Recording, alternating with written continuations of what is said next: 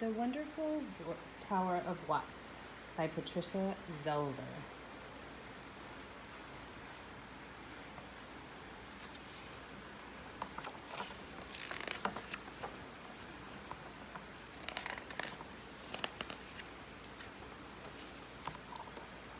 Lots of people thought old Sam was crazy.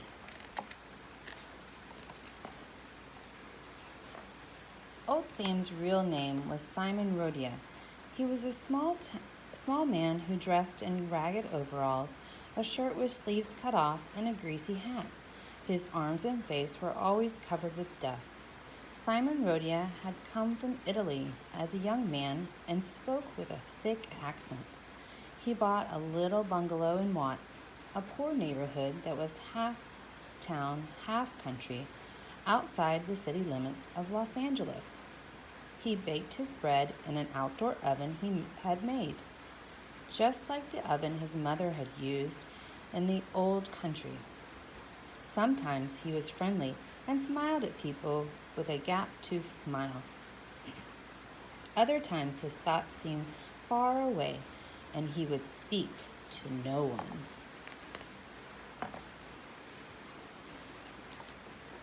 Old Sam worked as a laborer at Taylor's Tillery.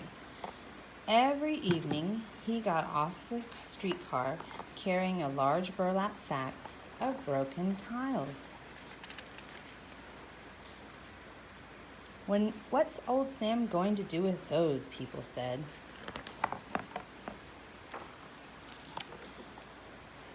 On weekends, old Sam walked down to the vacant lot by the railroad tracks and collected things that people thought were better thrown away.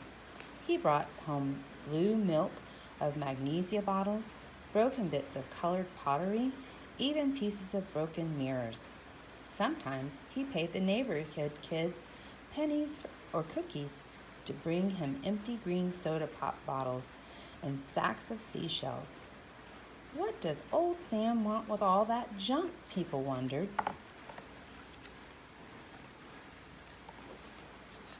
Old Sam spent most of his money on sacks of cement, sand, and steel.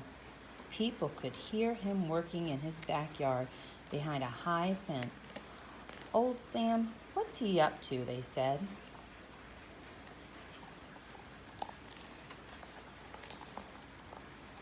One day, to the neighbors' amazement, something strange and beautiful rose up over the fence in Sam's backyard.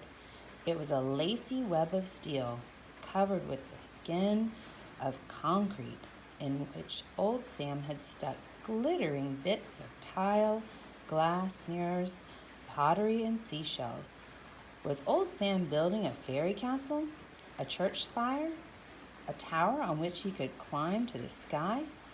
Everyone stared in wonder at old Sam's creation.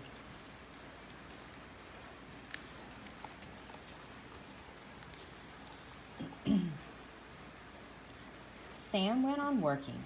He worked all by himself for 33 years, all kinds of weather, high off the ground, with only a window washer's belt to keep him from falling. While he worked, he listened to opera music on an old gramophone. His favorite singer was Enrico Caruso. Old Sam could be heard singing along with him.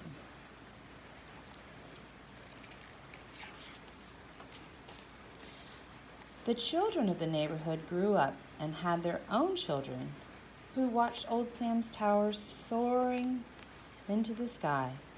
Old Sam was getting older too, but he went on working just as before. Sometimes old Sam invited the neighborhood children into his yard, which was now surrounded by a decorated wall. Inside, the children found a magical city with little streets, squares, and fountains. The walks and walls were covered with starfish patterns, heart shapes, seashells, colorful tiles decorated with peacocks and golden bumblebee. Stuck into the cement were all sorts of curious objects which Sam had collected over the years. a teapot spout, a cowboy boot, faucet handles, horseshoes, even willow-ware plates. Newspaper reporters heard about the towers and came to see them and to talk to Old Sam. "What do they mean?" they asked him. Old Sam just smiled. "Where are your plans?" they said. Old Sam pointed to his head. "Why did you do it?" they said. "I just felt like it," Old Sam said. One day when Sam was 80 years old, he gave the keys to his house to a neighbor and went off to live near his relatives in another city. It was the last time he saw the towers. He never came back again.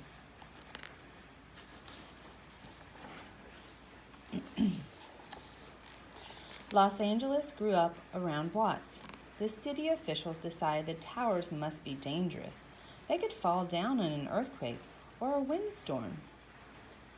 After all, they said, Old Sam was not an engineer. When some people who loved the towers heard this, they volunteered to make a wind load test to prove the towers were safe. The towers passed the test and were saved. Watts is still a poor part of Los Angeles, but no other place has the Watts Towers. Every year, people come from all over the world to marvel at Old Sam's crazy dream.